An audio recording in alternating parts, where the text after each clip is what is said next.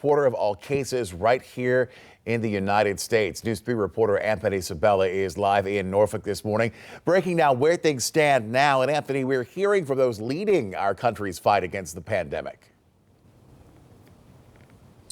Yeah, that's right, Blaine. The White House set to put out a new advisory today asking, or really suggesting, Americans cover their faces while they're in public. This isn't a mandatory thing or anything like that, just a suggestion, but just to give you an idea of what we're about to hear from the top leadership of the country. We're, of course, going to follow whatever comes out of the White House and the rest of the government. Now, this comes as record numbers of people are filing for unemployment. We know that there's been a lot of folks calling here into the Virginia Unemployment Commission, Virginia Employment Commission, too. So it's been a very busy few days for sure. Now, Virginia and North Carolina, they are part of 90% of the country under stay-at-home orders right now.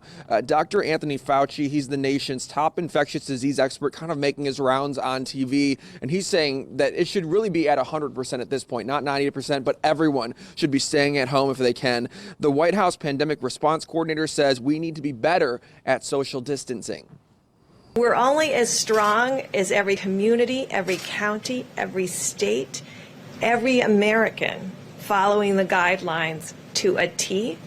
And I can tell by the curve, and as it is today, that not every American is following it.